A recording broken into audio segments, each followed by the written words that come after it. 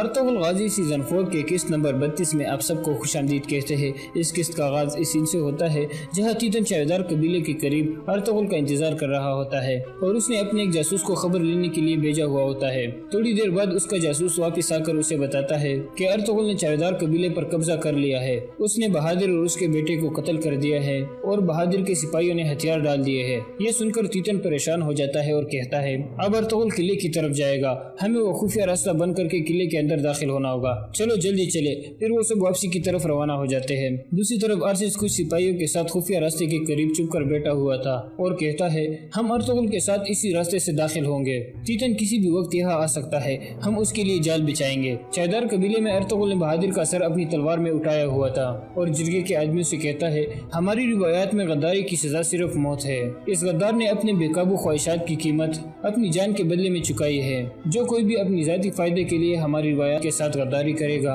उसका सर मेरी तलवार पर होगा। फिर अर्तुगरुल बहादुर का सर नीचे रख देता है। इतने में तुर्गत और असलहान भी वहाँ पहुँच जाते हैं। असलहान कहती है अल्लाह आप पर राजी हो अर्तुगरुल साहब, आपने मेरे कबीले को गद्दारों से बचा लिया है। अर्तुगरुल कहता है शुक्रिया असलहान खातून। इतने में कराजा अर्तुगरुल पर हमला कर देती है।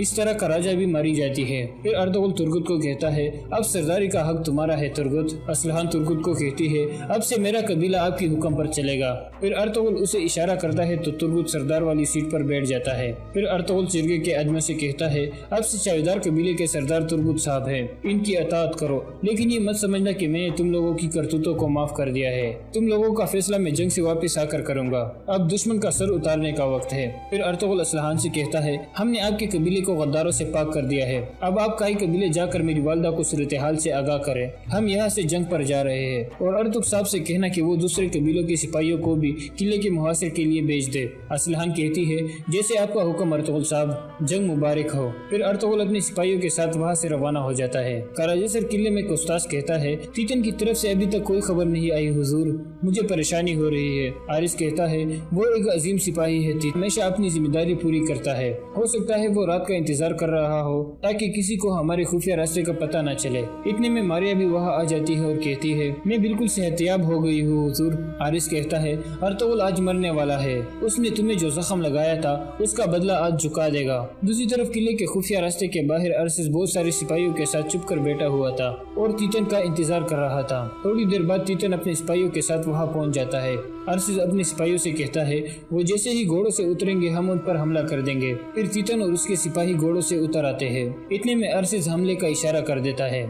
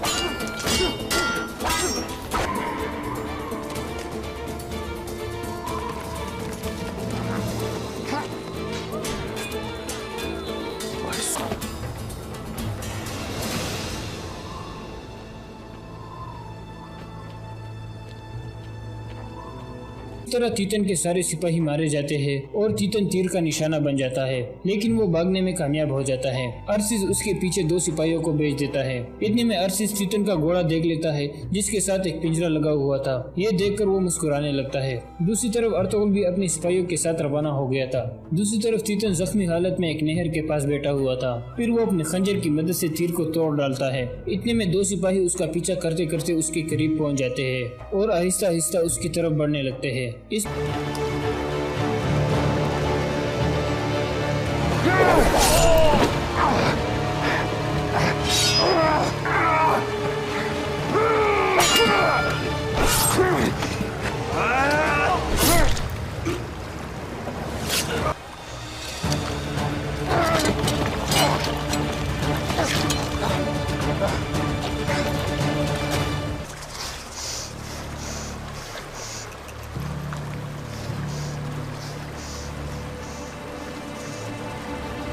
तरह तीतन दोनों सिपाहियों को मार देता है और फिर कहता है, मुझे हर हाल में किले में पहुंचना होगा और वो खुफिया रास्ता बंद करना होगा। लेकिन इतने में उसकी तबीयत बिगड़ने लगती है और वो बेहोश होने लगता है। दूसरी तरफ असलहान काई कबीले में पहुंच जाती है। हाइमा खातून और हलीमा उससे पुरजोशी से मिलती है। फिर असलहान उन्हें सारी सूरत हाल से आगाह करती है और फिर उन्हें बताती है कि अर्तुगरुल साहब का राजेसर किले रवाना हो गए हैं और उन्होंने अर्तुगरुल साहब के लिए एक पैगाम भेजा है कि वो दूसरे कबीले के सिपाहियों को भी किले की तरफ रवाना कर दे। दूसरी तरफ अर्तुगरुल का काफिला अर्सिस के पास पहुंच जाता है। अर्तुगरुल अर्सिस को बताता है कि हमने गद्दारों को ठिकाने लगा दिया है, बहादुर और उसका बेटा मारे गए हैं। फिर अर्सिस बताता है कि हमने तीतन के लिए जाल बिछाया था, उसके सिपाही मारे गए हैं लेकिन वो जख्मी हालत में भाग गया है। मैंने उसके पीछे 2 सिपाही भेज दिए हैं। अर्तुगरुल कहता है, हम इसी खुफिया रास्ते से किले में दाखिल होंगे। अर्स इस वक्त मेरी मौत की खबर का इंतजार कर रहा होगा। हम किसी तरह उसे खबर भिजवाएंगे कि मैं मर चुका हूँ। ये सुनकर अर्सिस कहता है, हमें तीतन के घोड़े से पिंजरा मिला है अर्तुगरुल साहब। ये देखकर अर्तुगरुल खुश हो जाता है क्योंकि वो पिंजरे के अंदर कबूतर के जरिए पैगाम भिजवा सकते थे। काई कबीले में हाइमा खातून ने औरतों को मरकजी खेमे में इकट्ठा किया हुआ था। वो सब औरतों की जिम्मेदारी लगाती है और उन्हें जंग के हवाले से तैयार रहने को कहती है। दूसरी तरफ अर्तुगरुल अर्सिस से कहता है, इस कबूतर के जरिए आरिस की तरफ एक खत भेजे, तीतन बनकर उसे लिखे कि अर्तुगरुल और उसके सिपाही हमारे जाल में मारे गए हैं और मैं चावेदार कबीले की सूरत हाल देखने के बाद वापस आ जाऊंगा। अर्सिस कहता है, आप बिल्कुल परेशान ना हो सरदार। अर्तुगरुल कहता है, खत भेजने के बाद किले के मुहासिर वाले सिपाहियों को पीछे हटा देना ताकि आरिस समझे कि वो जीत गया है और फिर वो लापरवाह हो जाएगा। फिर हम तीतन और उसके सिपाहियों के रूप में अंदर घुस जाएंगे। आरिस का राजेसर के दिल में रहता है। अगर हमने उस जगह को काबू कर लिया तो का राजेसर किला बेबस हो जाएगा। फिर अर्तुगरुल बमसी को कहता है, कुछ सिपाहियों को यही छोड़ देना, वो पीछे से खुफिया रास्ते की देखभाल करेंगे। दूसरी तरफ आरिस अपने कमांडरों के साथ खड़ा था और वो सब बेचैनी से तीतन की तरफ से खबर का इंतजार कर रहे थे। आरिस कहता है, अर्तुगरुल की मौत के बाद हमें किले की हिफाजत की कोई जरूरत नहीं रहेगी। उसकी मौत से तुर्क टूट जाएंगे और फिर हम उन्हें भी खत्म कर देंगे। कोस्तास पूछता है, अर्तुगरुल की मौत के बाद हम क्या करने वाले हैं हुजूर? आरिस कहता है, सबसे पहले हम हनली बाजार लेंगे, तीतन के वापसी के बाद हमारी बारी होगी। दूसरी तरफ अर्तुगरुल की इमामत में सब लोग नमाज अदा कर रहे थे। नमाज अदा करने के बाद सब लोग दुआ के लिए हाथ उठाते हैं। इसमें अर्तुगरुल जंग की कामयाबी के लिए अल्लाह से दुआ मांगते हैं। काराजेसर किले में बहुत सारे सिपाही सहन में इकट्ठे थे। इतने में आरिस भी वहाँ पहुँच जाता है। फिर वो अपनी मजहबी इलामत के सामने बैठकर अपने खुदा से दुआ मांगता है कि खुदावंद अपने सिपाहियों की हिफाजत फरमा जो हमारी पाक रियासत को महफूज बना रहे हैं। दुआ के बाद वो खड़ा होकर सिपाहियों को कहता है, आज अर्तुगरुल की मौत के बाद हम हनली बाजार पर कब्जा कर लेंगे और तुर्कों को शदीद झटका देंगे। फिर वो सब तुर्कों के खिलाफ नारे लगाने लगते हैं। इसी दौरान एक सिपाही भागता हुआ आता है और आरिस को एक खत देते हुए कहता है, हुजूर ये खत कबूतर लाया है। आरिस उसे पढ़ने लगता है। खत पढ़ने के बाद वो एक कहका मारता है और फिर कहता है, ये तीतन की तरफ से आया है, अर्तुगरुल मर चुका है। ये सुनकर सब बहुत खुश हो जाते हैं और कमांडर आरिस जिंदाबाद के नारे लगाते हैं। इसी दौरान किले के करीब वाले सिपाही वापस चल पड़ते हैं क्योंकि अर्तुगरुल ने उन्हें ऐसा करने को कहा था। किले के ऊपर खड़े सिपाही देखकर खुश हो जाते हैं और आरिस को भी बताते हैं कि तुर्क वापस जा रहे हैं। आरिस कहता है, मैं भी ऊपर जाकर देखूंगा। फिर वो भी किले के ऊपर उन्हें जाता हुआ देखकर बहुत खुश हो जाता है। फिर आरिस वापस आकर सिपाहियों को कहता है, हमारे हीरो तीतन ने अर्तुगरुल को मार दिया है, अब हमारी जीत और भी आसान हो जाएगी। सिपाही खुशी में लगातार नारे लगा रहे थे। आरिस कोस्तास को कहता है, एक अजीम जश्न का इंतजाम करो कोस्तास, हम तीतन को एक शानदार दावत देंगे।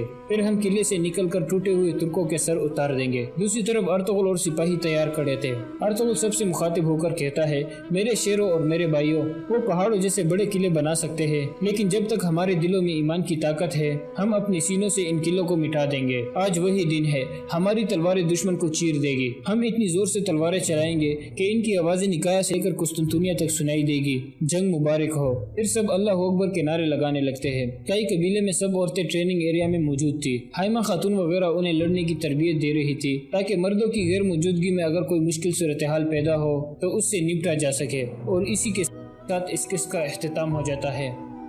حضرت خالد بن ولید رضی اللہ تعالیٰ عنہ کی زندگی کے خوبصورت واقعات، سیرت خالد بن ولید کی قسط نمبر 83 میں آپ سب کو خوش آمدید کہتے ہیں، جہاں ہم اس جگہ تک پہنچے تھے۔ وصیت لکھواتے لکھواتے ابوبکر رضی اللہ تعالیٰ عنہ پر غشی طاری ہو گئی تھی۔ انہوں نے یہاں تک لکھوایا، میں اپنے بعد عمر بن خطاب کو، اور وہ غشی میں چلے گئے۔ عثمان بن عفان رضی اللہ تعالیٰ عنہ نے خود یہ فقرہ مکمل لکھ دیا، تمہارا خلیفہ مقرر کرتا ہوں، تم سب پر اس کی اطاعت فرض ہے، میں نے تمہاری بھلائی اور بہتری میں کوئی کسر نہیں رہنے دی۔ ابوبکر رضی اللہ تعالیٰ عنہ ہوش میں آ گئے۔ ابو عبداللہ ابوبکر رضی اللہ تعالیٰ عنہ نے کہا، پڑھ جو میں نے لکھوایا ہے۔ عثمان بن عفان رضی اللہ تعالیٰ عنہ نے پڑھ کر سنایا، اللہ اکبر۔ ابوبکر رضی اللہ تعالیٰ عنہ نے کہا، خدا کی قسم، تم نے جو سوچ کر لکھا ہے وہ سوچ غلط نہیں تھی۔ تو نے یہ سوچ کر عبارت پوری کر دی کہ میں غشی کی حالت میں ہی دنیا سے رخصت ہو گیا تو نامکمل وصیت خلافت کے لیے جھگڑے کا باعث بن جائے گی۔ بے شک امیر المومنین عثمان بن عفان رضی اللہ تعالیٰ عنہ نے کہا، میں نے یہی سوچ کر عبارت مکمل کر لی تھی، اللہ تجھے اس کی جزا دے۔ ابوبکر رضی اللہ تعالیٰ عنہ نے کہا، انہوں نے عثمان بن عفان رضی اللہ تعالیٰ عنہ کے الفاظ نہ بدلے اور وصیت مکمل لکھوا دی، مجھے اٹھا کر مسجد کے دروازے تک لے چلو۔ امیر المومنین رضی اللہ تعالیٰ عنہ نے کہا، ان کے مکان کا ایک دروازہ مسجد میں کھلتا تھا، وہ دروازہ کھولا گیا، نماز کا وقت تھا، بہت سے لوگ مسجد میں آ چکے تھے۔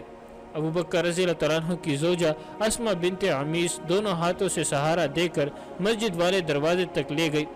نمازیوں نے انہیں دیکھا تو متوجہ ہوئے۔ میرے بھائیوں، ابوبکر رضی اللہ تعالیٰ عنہ نے نکاحت کے باوجود بلند آواز سے بولنے کی کوشش کرتے ہوئے کہا، کیا تم اس شخص پر راضی ہوگے جسے میں خلیفہ مقرر کروں؟ میں نے اس میں تمہاری بھلائی سوچی ہے اور اپنی کسی رشتہ دار کو خلیفہ مقرر نہیں کیا۔ میرے بعد عمر بن خطاب خلیفہ ہوگا، کیا تم سب اس کی اطاعت کرو گے؟ ہاں امیر المومنین، بہت سی آوازیں سنائی دی، ہم اس فیصلے کو قبول کرتے ہیں، ہم ابن خطاب کی اطاعت قبول کریں گے۔ اس کے بعد ابوبکر رضی اللہ تعالیٰ عنہ نے وصیت پر اپنی مہر ثبت کر دی۔ ابوبکر رضی اللہ تعالیٰ عنہ کا پیشہ تجارت تھا، لیکن خلافت کا بوجھ کندھوں پر آ پڑا تو تجارت کی طرف توجہ نہ دے سکے۔ گزرا وقت تو نوکری ہی تھی۔ انہوں نے اپنے کمبے کے لیے بیت المال سے کچھ الاؤنس منظور کر لیا تھا۔ اب جب انہوں نے محسوس کر لیا کہ وہ زندہ نہیں رہ سکیں گے تو انہوں نے اپنے اہل خانہ سے کہا کہ ان کی جو تھوڑی سی زمین ہے وہ ان کی وفات کے بعد بیچ کر یہ تمام رقم وہ گزارے کے لیے بیت المال سے لیتے رہے بیت المال میں جمع کرا دے۔ سب میرے قریب آ جاؤ۔ ابوبکر رضی اللہ تعالیٰ عنہ نے آخری وقت اہل خانہ کو بٹا کر کہا، مجھے صرف 2 کپڑوں کا کفن پہنا کر دفن کرنا۔ تم دیکھتے رہے ہو کہ میں ایک ہی کپڑا پہنا کرتا تھا، اس کے ساتھ ایک کپڑا اور ملا لینا، ان کپڑوں کو پہلے دھو لینا، ہم 3 نئے کپڑے لے سکتے ہیں۔ عائشہ رضی اللہ تعالیٰ عنہ نے کہا، کفن 3 کپڑوں کا ہوتا ہے۔ نہیں عزیز بیٹی، ابوبکر رضی اللہ تعالیٰ عنہ نے کہا، کفن تو اس لیے ہوتا ہے کہ جسم سے کوئی مواد اور نمی نکلے تو اسے کفن چوس لے۔ کفن پرانے کپڑوں کا ہوا تو کیا، نئے کپڑے پہننے کا حق زندہ لوگوں کا ہے۔ مجھے غسل اسما بنت عمیس زوجہ دے دے گی، اگر اکیلے غسل نہ دے سکے تو اپنے بیٹے کو ساتھ لے لے۔ اتنے میں اندر اطلاع دی گئی کہ عراق کے محاذ سے مسنہ بن حارثہ آئے ہیں۔ گھر کے کسی فرد نے کہا کہ امیر المومنین رضی اللہ تعالیٰ عنہ اس وقت بات کرنے کے قابل نہیں۔ امیر المومنین رضی اللہ تعالیٰ عنہ نے قدر درشت لہجے میں کہا، اسے آنے دو، وہ بہت دور سے آیا ہے، جب تک میرا سانس چل رہا ہے میں اپنے فرائض سے کوتاہی نہیں کر سکتا۔ مسنہ کو اندر بلا لیا گیا۔ انہوں نے جب ابوبکر رضی اللہ تعالیٰ عنہ کی حالت دیکھی تو پشیمان ہو گئے اور بات کرنے سے جھجکنے لگے۔ مجھے گناہگار نہ کر ابن حارثہ، ابوبکر رضی اللہ تعالیٰ عنہ نے کہا، ہو سکتا ہے تو مدد لینے آیا ہو، میں اگر تیرے لیے کچھ نہ کر سکا تو اللہ کی باز پرس پر کیا جواب دوں گا۔ امیر المومنین مسلح بن حارثہ نے کہا، محاذ ہمارے قابو میں ہے، حالات ہمارے حق میں ہے، لیکن تعداد کی کمی پریشان کرتی ہے۔ مسلمان اب اتنے نہیں رہے کہ انہیں فوج میں شامل کر کے محاذوں پر بھیجا جائے۔ جو جہاد کے قابل تھے وہ پہلے ہی محاذوں پر ہے۔ امیر المومنین کے حکم سے ان لوگوں کو مجاہدین کی صفوں میں کھڑا نہیں کیا جا سکتا جو مرتد ہو گئے تھے۔ میں یہ درخواست لے کر آیا ہوں کہ ان میں بہت سے ایسے ہیں جو سچے دل سے اسلام قبول کر چکے ہیں اور محاذوں پر جانا چاہتے ہیں، کیا امیر المومنین انہیں فوج میں شامل ہونے کی اجازت دیں گے؟ ابن خطاب کو بلاؤ، امیر المومنین رضی اللہ عنہ نے کہا۔ عمر دور نہیں تھے، جلدی آ گئے۔ ابن خطاب امیر المومنین رضی اللہ عنہ نے عمر رضی اللہ عنہ سے کہا، ابن حارثہ مدد مانگنے آیا ہے، یہ جو کہتا ہے ایسا ہی کر اور اسے فوراً مدد دے کر محاذ پر روانہ کر، اور اگر میں اس دوران فوت ہو جاؤں تو اس کام میں رکاوٹ نہ ہو۔ عربوں میں رواج تھا کہ باتیں شاعرانہ الفاظ اور انداز سے کیا کرتے تھے۔ خلیفہ اول ابوبکر رضی اللہ عنہ کی نظر کے وقت کی چند باتیں تاریخ میں محفوظ ہے۔ ان کی بیٹی عائشہ رضی اللہ عنہ ان کے ساتھ لگی بیٹی تھی۔ انہوں نے باپ کو نرخ کے عالم میں دیکھ کر اس وقت کے ایک شاعر حاتم کا ایک شعر پڑھا، نرخ کا عالم طاری ہوتا ہے، سانس نہ آنے سے سینہ گھٹنے لگتا ہے، تو دولت انسان کی کوئی مدد نہیں کر سکتی۔ نہیں بیٹی، ابوبکر رضی اللہ عنہ نے نحیف آواز میں کہا، ہمیں دولت سے کیا کام؟ اس شعر کے بجائے تو نے قرآن کی آیات کیوں نہیں پڑھی؟ تجھ پر نرخ کا عالم طاری ہو گیا ہے، یہی ہے وہ وقت جس سے تو ڈرا کرتا تھا۔ ابوبکر رضی اللہ عنہ کی زبان سے یہ الفاظ نکلے تو انہیں آخری ہچکی ہوئی۔ انہوں نے سرگوشی میں یہ دعا کی، یا اللہ مجھے مسلمان کی حیثیت میں دنیا سے اٹھانا اور بعد از مرگ مجھے صالحین میں شامل کرنا۔ یہ خلیفہ اول ابوبکر رضی اللہ عنہ کے آخری الفاظ تھے۔ دن سوموار تھا، سورج غروب ہو چکا تھا۔ تاریخ 22 اگست 634 عیسوی بمطابق 21 جمادی الاخر 13 ہجری تھی۔ اسی رات دفن کر دینے کا فیصلہ ہوا۔ ابوبکر رضی اللہ عنہ کی وصیت کے مطابق ان کی زوجہ اسماء بنت عمیس نے غسل دیا۔ میت پر پانی ان کے بیٹے عبد الرحمن رضی اللہ عنہ ڈالتے جاتے اور عبد الرحمن کی والدہ غسل دیتی جاتی تھی۔ غسل کے بعد وہ چارپائی لائی گئی جس پر رسول کریم صلی اللہ علیہ وسلم کا جسد مبارک قبر تک پہنچایا گیا تھا۔ اس چارپائی پر خلیفہ رسول صلی اللہ علیہ وسلم کا جنازہ اٹھا اور جنازہ مسجد نبی میں رسول اللہ صلی اللہ علیہ وسلم کے مزار اور منبر کے درمیان رکھا گیا۔ نماز جنازہ کی امامت عمر رضی اللہ عنہ نے کی۔ مدینہ کی وہ رات سوگوار تھی، گلیوں میں ہچکیاں اور سسکیاں سنائی دیتی تھی، رات بھی رو رہی تھی۔ وہ عظیم ہستی اس دنیا سے اٹھ گئی تھی جس نے اسلامی سلطنت کی نہ صرف بنیادیں مضبوط بنائی تھی بلکہ ان پر مضبوط عمارت کھڑی کر دی تھی۔ ابوبکر رضی اللہ عنہ کو رسول کریم صلی اللہ علیہ وسلم کی پہلو میں دفن کیا گیا۔ قبر اس طرح کھودی گئی کہ ابوبکر رضی اللہ عنہ کا سر رسول کریم صلی اللہ علیہ وسلم کے کندھوں کے ساتھ تھا۔ اس طرح رسول کریم صلی اللہ علیہ وسلم اور خلیفہ رسول کی وہ رفاقت جو انہوں نے زندگی میں قائم رکھی تھی وفات کے بعد بھی قائم رہی۔ ابوبکر رضی اللہ عنہ سب سے پہلے آدمی تھے جنہوں نے اسلام قبول کیا تھا۔ اب خلیفۃ المسلمین عمر فاروق رضی اللہ عنہ تھے۔ انہوں نے اپنی خلافت کے پہلے روز ہی جو پہلا حکم نامہ جاری کیا وہ خالد رضی اللہ عنہ کی معزولی کا تھا۔ انہوں نے تحریری حکم نامہ عبیدہ رضی اللہ عنہ کے نام قاصد کے ہاتھ بھیج دیا۔ خالد رضی اللہ عنہ اب سرار اعلیٰ نہیں بلکہ نائب بنا دیے گئے تھے۔ اس کا مطلب یہ تھا کہ اب وہ کسی مفتوحہ علاقے کے امیر نہیں بن سکتے تھے۔ مدینہ میں عمر رضی اللہ عنہ نے اپنی خلافت کے دوسرے دن مسجد نبی میں نماز کی امامت کی اور خلیفہ کی حیثیت سے پہلا خطبہ دیا۔ انہوں نے سب سے پہلے یہ بات کہی، قوم اس اون کی مانند ہے جو اپنے مالک کے پیچھے پیچھے چلتا ہے، اسے جہاں بٹھا دیا جاتا ہے وہ اسی جگہ بیٹا اپنے مالک کا انتظار کرتا رہتا ہے۔ رب کعبہ کی قسم میں تمہیں صراط مستقیم پر چلاؤں گا۔ انہوں نے خطبے میں اور بھی بہت کچھ کہا اور آخر میں کہا، میں نے خالد بن ولید کو اس کے عہدے سے معزول کر دیا ہے اور ابو عبیدہ اس کے فوج کے سالار اعلیٰ اور شام کے مفتوحہ علاقوں کے امیر ہے۔ مسجد میں جتنے مسلمان موجود تھے ان کے چہروں کے رنگ بدل گئے، بعض کے چہروں پر حیرت اور بعض کے چہروں پر غصہ صاف دکھائی دے رہا تھا۔ وہ سب ایک دوسرے کی طرف دیکھنے لگے۔ خالد رضی اللہ عنہ کی فتوحات تھوڑی اور معمولی نہیں تھی۔ ابوبکر رضی اللہ عنہ ان کی ہر فتح اور ہر کارنامہ مسجد میں بیان کیا کرتے تھے۔ اور یہ خبر تمام تر عرب میں پھیل جاتی تھی۔ خالد رضی اللہ تعالیٰ عنہ کی زیادہ تر فتوحات معجزہ نما تھی۔ اس طرح خالد رضی اللہ تعالیٰ عنہ سب کے لیے ناقابل احترام شخصیت بن گئے تھے، مگر عمر رضی اللہ تعالیٰ عنہ نے خلیفہ بنتے ہی خالد رضی اللہ تعالیٰ عنہ کو معزول کر دیا۔ ہر کوئی عمر رضی اللہ تعالیٰ عنہ سے پوچھنا چاہتا تھا کہ خالد رضی اللہ تعالیٰ عنہ نے کیا جرم کیا ہے جس کی اسے اتنی سخت سزا دی گئی۔ ان میں کچھ ایسے بھی تھے جو پوچھے بغیر عمر رضی اللہ تعالیٰ عنہ کے فیصلے کی مخالفت کرنا چاہتے تھے، لیکن کسی میں بھی اتنی جرت نہیں تھی کہ عمر رضی اللہ تعالیٰ عنہ سے باس پرس کرتا۔ سب جانتے تھے کہ عمر رضی اللہ تعالیٰ عنہ ابوبکر رضی اللہ تعالیٰ عنہ جیسے نرم مزاج نہیں، اور ان کی طبیعت میں اتنی درشتی ہے جو بعض اوقات برداشت سے باہر ہو جاتی ہے۔ عمر رضی اللہ تعالیٰ عنہ کا دور اسلام کی پوری تاریخ کا سنہرا دور ہے۔ یہ وہ زمانہ ہے جب مسلمان پوری طرح متحد تھے اور ان کی افواج روم اور ایران کے خلاف فتح پر فتح حاصل کیے جا رہی تھی۔ بلوچستان سے لے کر مصر تک علاقہ اسی دور میں فتح ہوا۔ صحابہ کرام رضی اللہ تعالیٰ عنہ نے ان علاقوں کے عام لوگوں کو کیسر و کسرا کی غلامی سے نکال کر انہیں مذہبی اور دنیاوی امور میں آزادی عطا کی اور ایک نیا نظام معاشرہ ترتیب دیا۔ اس دور میں صحابہ کرام رضی اللہ تعالیٰ عنہ کے درمیان کوئی قابل ذکر اختلافات نہیں ہوئے۔ اس وجہ سے اس دور سے متعلق تاریخی سوالات بھی بہت کم ہے۔ عمر رضی اللہ تعالیٰ عنہ نے منصب خلافت سنبھالتے ہی پہلا کام یہ کیا کہ خالد رضی اللہ تعالیٰ عنہ کو سپہ سالاری کے عہدے سے معزول کر کے ان کی جگہ ابو عبیدہ رضی اللہ تعالیٰ عنہ کو سپہ سالار مقرر فرمایا۔ رسول اللہ صلی اللہ علیہ وسلم نے انہیں سیف من سیوف اللہ یعنی اللہ کی تلواروں میں سے ایک تلوار قرار دیا تھا۔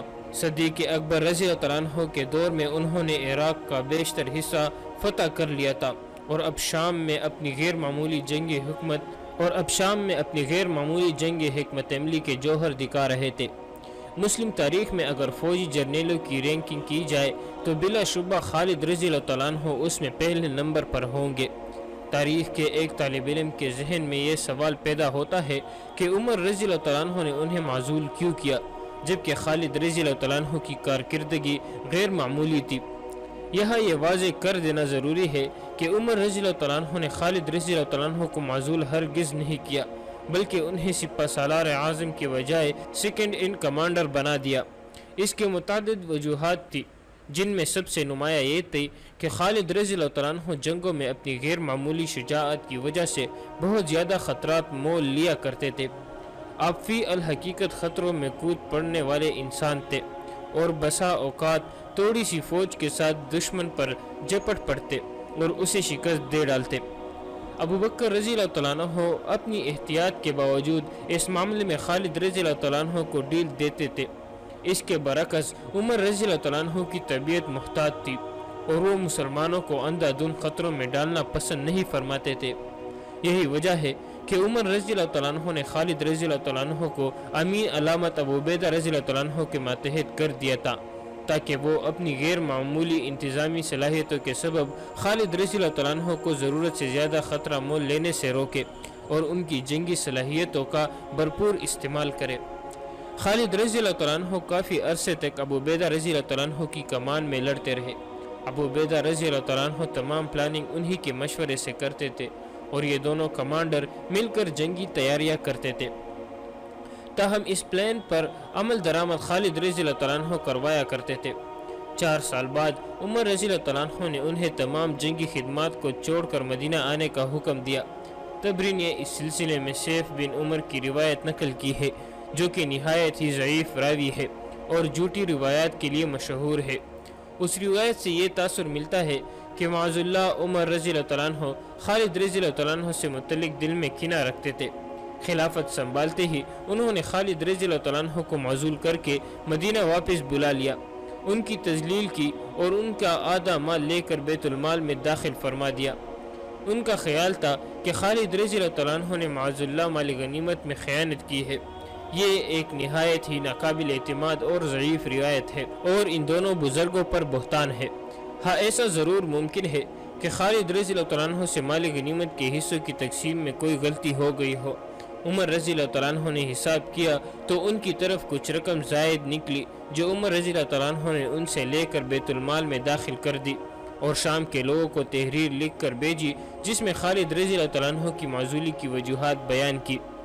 روایت یہ ہے جب خالد رضی اللہ تعالیٰ عنہ عمر رضی اللہ تعالیٰ عنہ کے پاس پہنچے تو ان سے شکایت کی اور کہا میں نے آپ کی یہ شکایت مسلمانوں کے سامنے بھی بیان کی تھی، واللہ آپ نے مجھ سے اچھا سلوک نہیں کیا۔ عمر رضی اللہ تعالیٰ عنہ نے فرمایا یہ بتائے کہ آپ کے پاس یہ دولت کہاں سے آئی؟ انہوں نے جواب دیا مالی غنیمت اور میرے مقرر حصوں سے، 60,000 سے زائد جو رقم ہو وہ آپ بیت المال کی ہے۔ اس پر عمر رضی اللہ عنہ نے ان کے ساز و سامان کی قیمت لگائی تو ان کی طرف 20,000 نکلے۔ اس رقم کو انہوں نے بیت المال میں داخل کر دیا تو عمر رضی اللہ عنہ نے فرمایا خالد واللہ آپ میرے نزدیک نہایت ہی معزز شخصیت ہے، میں آپ کو پسند کرتا ہوں اور آج کے بعد آپ کو مجھ سے کوئی شکایت نہیں ہوگی۔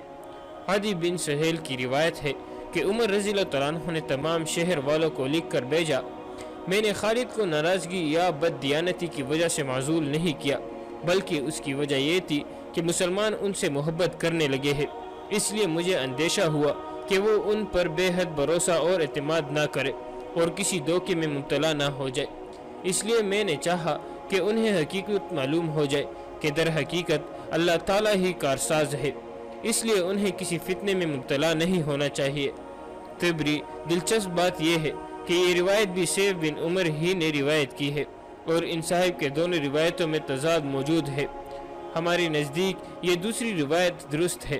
دفن کرنا، تم دیکھتے رہے ہو کہ میں ایک ہی کپڑا پہنا کرتا تھا، اس کے ساتھ ایک کپڑا اور ملا لینا، ان کپڑوں کو پہلے دھو لینا، ہم 3 نئے کپڑے لے سکتے ہیں۔ عائشہ رضی اللہ عنہ نے کہا کفن 3 کپڑوں کا ہوتا ہے۔ نہیں عزیز بیٹی، ابوبکر رضی اللہ عنہ نے کہا کفن تو اس لیے ہوتا ہے کہ جسم سے کوئی مواد اور نمی نکلے تو اسے کفن چوس لے، کفن پرانے کپڑوں کا ہوا تو کیا، نئے کپڑے پہننے کا حق زندہ لوگوں کا ہے۔ مجھے غسل اسما بنت عمیس زوجہ دے دے گی، اگر اکیلے غسل نہ دے سکے تو اپنے بیٹے کو ساتھ لے لے۔ اتنے میں اندر اطلاع دی گئی کہ عراق کے محاذ سے مسنہ بن حارثہ آئے ہیں۔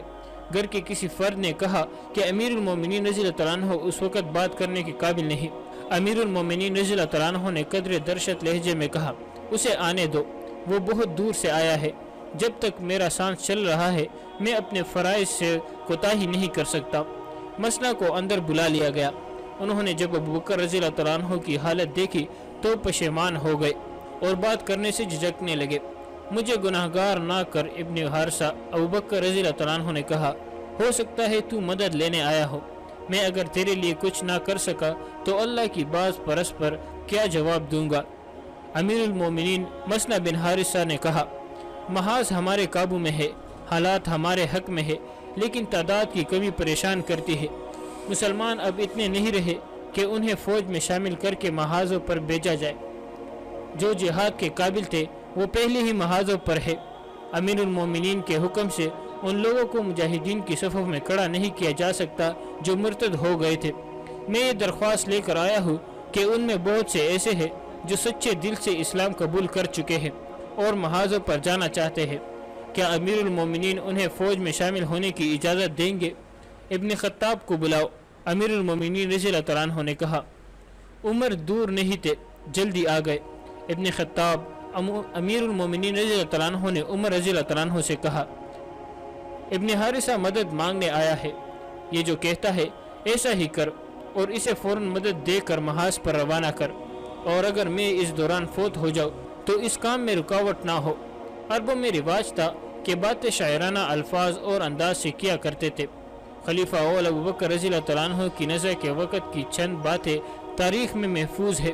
ان کی بیٹی عائشہ رضی اللہ عنہ ان کے ساتھ لگی بیٹی تھی۔ انہوں نے باپ کو نرخ کے عالم میں دیکھ کر اس وقت کے ایک شاعر حاتم کا ایک شعر پڑھا، نرخ کا عالم طاری ہوتا ہے، سانس نہ آنے سے سینہ گھٹنے لگتا ہے، تو دولت انسان کی کوئی مدد نہیں کر سکتی۔ نہیں بیٹی، ابوبکر رضی اللہ عنہ نے نحیف آواز میں کہا ہمیں دولت سے کیا کام، اس شعر کے بجائے تو نے قرآن کی آیات کیوں نہیں پڑھی؟ تجھ پر نرخ کا عالم طاری ہو گیا ہے، یہی ہے وہ وقت جس سے تو ڈرا کرتا تھا۔ ابوبکر رضی اللہ عنہ کی زبان سے یہ الفاظ نکلے تو انہیں آخری ہچکی ہوئی۔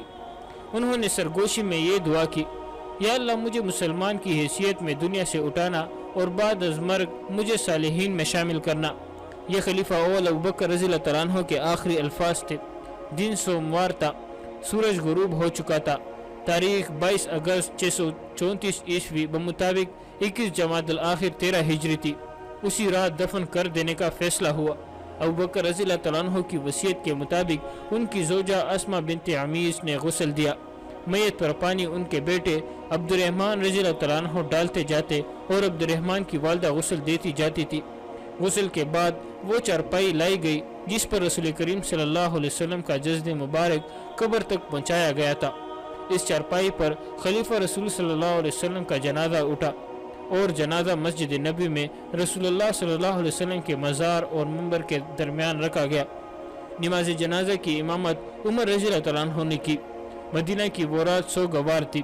گلیوں میں ہچکیاں اور سسکیاں سنائی دیتی تھی۔ رات بھی رو رہی تھی۔ وہ عظیم ہستی اس دنیا سے اٹھ گئی تھی جس نے اسلامی سلطنت کی نہ صرف بنیادیں مضبوط بنائی تھی بلکہ ان پر مضبوط عمارت کھڑی کر دی تھی۔ ابوبکر رضی اللہ تعالیٰ عنہ کو رسول کریم صلی اللہ علیہ وسلم کی پہلو میں دفن کیا گیا۔ قبر اس طرح کھودی گئی کہ ابوبکر رضی اللہ تعالیٰ عنہ کا سر رسول کریم صلی اللہ علیہ وسلم کے کندھوں کے ساتھ تھا۔ اس طرح رسول کریم صلی اللہ علیہ وسلم اور خلیفہ رسول کی وہ رفاقت جو انہوں نے زندگی میں قائم رکھی تھی وفات کے بعد بھی قائم رہی۔ ابوبکر رضی اللہ تعالیٰ عنہ سب سے پہلے آدمی تھے جنہوں نے اسلام قبول کیا تھا۔ اب خلیفۃ المسلمین عمر فاروق رضی اللہ تعالیٰ عنہ تھے۔ انہوں نے اپنی خلافت کے پہلے روز ہی جو پہلا حکم نامہ جاری کیا وہ خالد رضی اللہ تعالیٰ عنہ کی معزولی کا تھا۔ انہوں نے تحریری حکم نامہ ابو عبیدہ رضی اللہ تعالیٰ عنہ کے نام قاصد کے ہاتھ بھیج دیا۔ خالد رضی اللہ تعالیٰ عنہ اب سرار اعلیٰ نہیں بلکہ نائب بنا دیے گئے تھے۔ اس کا مطلب یہ تھا کہ اب وہ کسی مفتوحہ علاقے کے امیر نہیں بن سکتے تھے۔ مدینہ میں عمر رضی اللہ تعالیٰ عنہ نے اپنی خلافت کے دوسرے دن مسجد نبی میں نماز کی امامت کی اور خلیفہ کی حیثیت سے پہلا خطبہ دیا۔ انہوں نے سب سے پہلے یہ بات کہی، قوم ان کی مانند ہے جو اپنے مالک کے پیچھے پیچھے چلتا ہے، اسے جہاں بٹھا دیا جاتا ہے وہ اسی جگہ بیٹا اپنے مالک کا انتظار کرتا رہتا ہے۔ رب کعبہ کی قسم میں تمہیں صراط مستقیم پر چلاؤں گا۔ انہوں نے خطبے میں اور بھی بہت کچھ کہا اور آخر میں کہا، میں نے خالد بن ولید کو اس کے عہدے سے معزول کر دیا ہے اور ابو عبیدہ اس کے فوج کے سالار اعلیٰ اور شام کے مفتوحہ علاقوں کے امیر ہے۔ مسجد میں جتنے مسلمان موجود تھے ان کے چہروں کے رنگ بدل گئے، بعض کے چہروں پر حیرت اور بعض کے چہروں پر غصہ صاف دکھائی دے رہا تھا۔ وہ سب ایک دوسرے کی طرف دیکھنے لگے۔ خالد رضی اللہ تعالیٰ عنہ کی فتوحات تھوڑی اور معمولی نہیں تھی۔ ابوبکر رضی اللہ تعالیٰ عنہ ان کی ہر فتح اور ہر کارنامہ مسجد میں بیان کیا کرتے تھے اور یہ خبر تمام تر عرب میں پھیل جاتی تھی۔ خالد رضی اللہ تعالیٰ عنہ کی زیادہ تر فتوحات معجزہ نما تھی۔ اس طرح خالد رضی اللہ تعالیٰ عنہ سب کے لیے ناقابل احترام شخصیت بن گئے تھے، مگر عمر رضی اللہ تعالیٰ عنہ نے خلیفہ بنتے ہی خالد رضی اللہ تعالیٰ عنہ کو معزول کر دیا۔ ہر کوئی عمر رضی اللہ تعالیٰ عنہ سے پوچھنا چاہتا تھا کہ خالد رضی اللہ تعالیٰ عنہ نے کیا جرم کیا ہے جس کی اسے اتنی سخت سزا دی گئی۔ ان میں کچھ ایسے بھی تھے جو پوچھے بغیر عمر رضی اللہ تعالیٰ عنہ کے فیصلے کی مخالفت کرنا چاہتے تھے، لیکن کسی میں بھی اتنی جرت نہیں تھی کہ عمر رضی اللہ تعالیٰ عنہ سے باز پرست کرتا۔ سب جانتے تھے کہ عمر رضی اللہ تعالیٰ عنہ ابوبکر رضی اللہ تعالیٰ عنہ جیسے نرم مزاج نہیں اور ان کی طبیعت میں اتنی درشتی ہے جو بعض اوقات برداشت سے باہر ہو جاتی ہے۔ عمر رضی اللہ تعالیٰ عنہ کا دور اسلام کی پوری تاریخ کا سنہرا دور ہے۔ یہ وہ زمانہ ہے جب مسلمان پوری طرح متحد تھے اور ان کی افواج روم اور ایران کے خلاف فتح پر فتح حاصل کیے جا رہی تھی۔ بلوچستان سے لے کر مصر تک علاقہ اسی دور میں فتح ہوا۔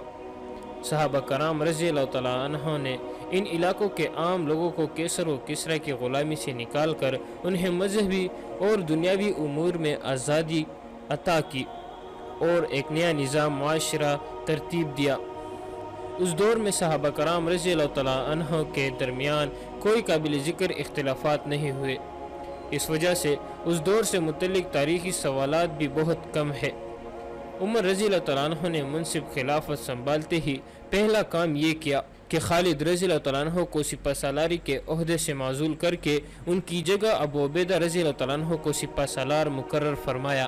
رسول اللہ صلی اللہ علیہ وسلم نے انہیں سیف من سیوف اللہ یعنی اللہ کی تلواروں میں سے ایک تلوار قرار دیا تھا۔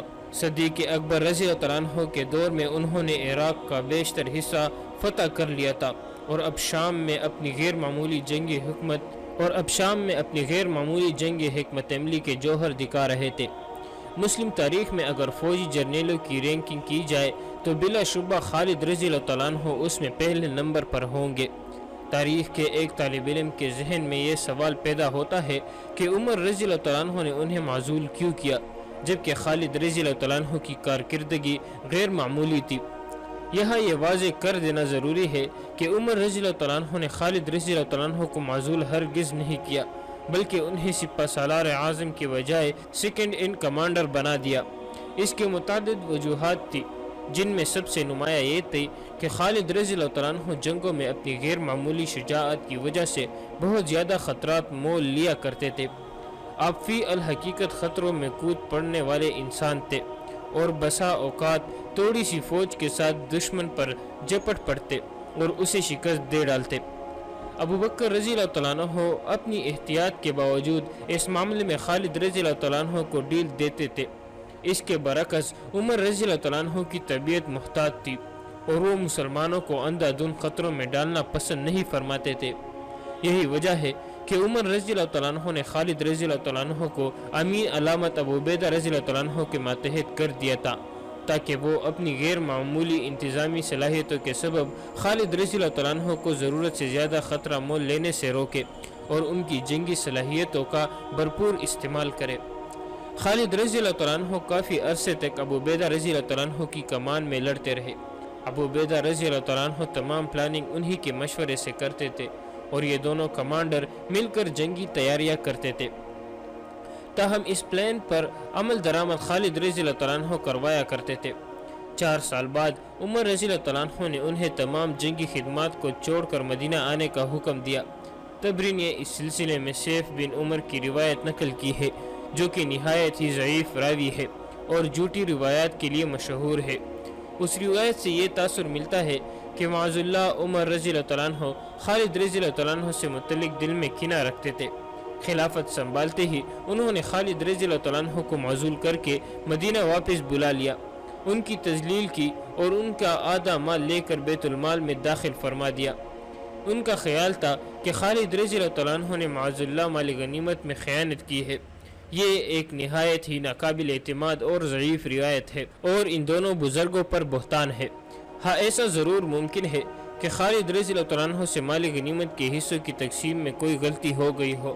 عمر رضی اللہ عنہ نے حساب کیا تو ان کی طرف کچھ رقم زائد نکلی جو عمر رضی اللہ عنہ نے ان سے لے کر بیت المال میں داخل کر دی اور شام کے لوگوں کو تحریر لکھ کر بھیجی جس میں خالد رضی اللہ عنہ کی معزولی کی وجوہات بیان کی۔ روایت یہ ہے جب خالد رضی اللہ عنہ عمر رضی اللہ عنہ کے پاس پہنچے تو ان سے شکایت کی اور کہا، میں نے آپ کی یہ شکایت مسلمانوں کے سامنے بھی بیان کی تھی، واللہ آپ نے مجھ سے اچھا سلوک نہیں کیا۔ عمر رضی اللہ عنہ نے فرمایا، یہ بتائے کہ آپ کے پاس یہ دولت کہاں سے آئی؟ انہوں نے جواب دیا، مال غنیمت اور میرے مقرر حصوں سے 60,000 سے زائد جو رقم ہو وہ آپ بیت المال کی ہے۔ اس پر عمر رضی اللہ عنہ نے ان کے ساز و سامان کی قیمت لگائی تو ان کی طرف 20,000 نکلے۔ اس رقم کو انہوں نے بیت المال میں داخل کر دیا تو عمر رضی اللہ عنہ نے فرمایا، خالد واللہ آپ میرے نزدیک نہایت ہی معزز شخصیت ہے، میں آپ کو پسند کرتا ہوں اور آج کے بعد آپ کو مجھ سے کوئی شکایت نہیں ہوگی۔ عدی بن سہیل کی روایت ہے کہ عمر رضی اللہ عنہ نے تمام شہر والوں کو لکھ کر بھیجا، میں نے خالد کو ناراضگی یا بد دیانتی کی وجہ سے معزول نہیں کیا بلکہ اس کی وجہ یہ تھی کہ مسلمان ان سے محبت کرنے لگے ہیں، اس لیے مجھے اندیشہ ہوا کہ وہ ان پر بے حد بھروسہ اور اعتماد نہ کرے اور کسی دھوکے میں مبتلا نہ ہو جائے، اس لیے میں نے چاہا کہ انہیں حقیقت معلوم ہو جائے کہ در حقیقت اللہ تعالیٰ ہی کارساز ہے، اس لیے انہیں کسی فتنے میں مبتلا نہیں ہونا چاہیے۔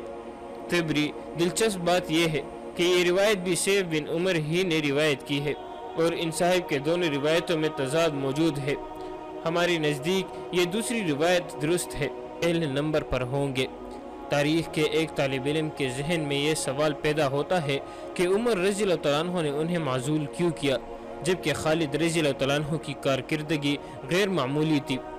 یہاں یہ واضح کر دینا ضروری ہے کہ عمر رضی اللہ تعالیٰ عنہ نے خالد رضی اللہ تعالیٰ عنہ کو معزول ہرگز نہیں کیا، بلکہ انہیں سپہ سالار اعظم کی بجائے سیکنڈ ان کمانڈر بنا دیا۔ اس کے متعدد وجوہات تھی، جن میں سب سے نمایاں یہ تھی کہ خالد رضی اللہ تعالیٰ عنہ جنگوں میں اپنی غیر معمولی شجاعت کی وجہ سے بہت زیادہ خطرات مول لیا کرتے تھے۔ آپ فی الحقیقت خطروں میں کود پڑنے والے انسان تھے اور بسا اوقات تھوڑی سی فوج کے ساتھ دشمن پر جپٹ پڑتے اور اسے شکست دے ڈالتے۔ ابو بکر رضی اللہ تعالیٰ عنہ اپنی احتیاط کے باوجود اس معاملے میں خالد رضی اللہ تعالیٰ عنہ کو ڈیل دیتے تھے۔ اس کے برعکس عمر رضی اللہ تعالیٰ عنہ کی طبیعت محتاط تھی اور وہ مسلمانوں کو اندھا دھند خطروں میں ڈالنا پسند نہیں فرماتے تھے۔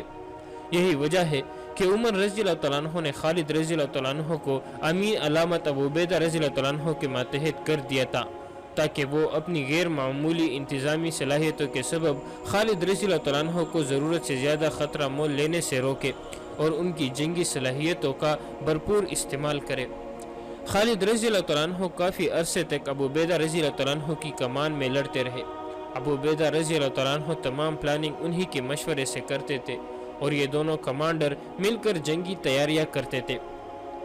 تاہم اس پلان پر عمل درآمد خالد رضی اللہ تعالیٰ عنہ کروایا کرتے تھے۔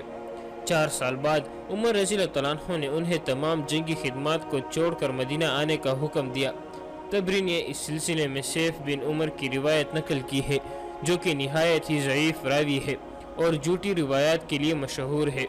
اس روایت سے یہ تاثر ملتا ہے کہ معاذ اللہ عمر رضی اللہ تعالیٰ عنہ خالد رضی اللہ تعالیٰ عنہ سے متعلق دل میں کینہ رکھتے تھے۔ خلافت سنبھالتے ہی انہوں نے خالد رضی اللہ تعالیٰ عنہ کو معزول کر کے مدینہ واپس بلا لیا، ان کی تذلیل کی اور ان کا آدھا مال لے کر بیت المال میں داخل فرما دیا۔ ان کا خیال تھا کہ خالد رضی اللہ تعالیٰ عنہ نے معاذ اللہ مال غنیمت میں خیانت کی ہے۔ یہ ایک نہایت ہی ناقابل اعتماد اور ضعیف روایت ہے اور ان دونوں بزرگوں پر بہتان ہے۔ ہاں ایسا ضرور ممکن ہے کہ خالد رضی اللہ تعالیٰ عنہ سے مال غنیمت کے حصوں کی تقسیم میں کوئی غلطی ہو گئی ہو۔ عمر رضی اللہ تعالیٰ عنہ نے حساب کیا تو ان کی طرف کچھ رقم زائد نکلی، جو عمر رضی اللہ تعالیٰ عنہ نے ان سے لے کر بیت المال میں داخل کر دی اور شام کے لوگوں کو تحریر لکھ کر بھیجی، جس میں خالد رضی اللہ تعالیٰ عنہ کی معزولی کی وجوہات بیان کی۔ روایت یہ ہے جب خالد رضی اللہ تعالیٰ عنہ عمر رضی اللہ عنہ کے پاس پہنچے تو ان سے شکایت کی اور کہا، میں نے آپ کی یہ شکایت مسلمانوں کے سامنے بھی بیان کی تھی، واللہ آپ نے مجھ سے اچھا سلوک نہیں کیا۔ عمر رضی اللہ تعالیٰ عنہ نے فرمایا، یہ بتائے کہ آپ کے پاس یہ دولت کہاں سے آئی؟ انہوں نے جواب دیا، مال غنیمت اور میرے مقرر حصوں سے 60,000 سے زائد جو رقم ہو وہ آپ بیت المال کی ہے۔ اس پر عمر رضی اللہ عنہ نے ان کے سارے سامان کی قیمت لگائی تو ان کی طرف 20,000 نکلے۔ اس رقم کو انہوں نے بیت المال میں داخل کر دیا تو عمر رضی اللہ عنہ نے فرمایا، خالد واللہ آپ میرے نزدیک نہایت ہی معزز شخصیت ہے، میں آپ کو پسند کرتا ہوں اور آج کے بعد آپ کو مجھ سے کوئی شکایت نہیں ہوگی۔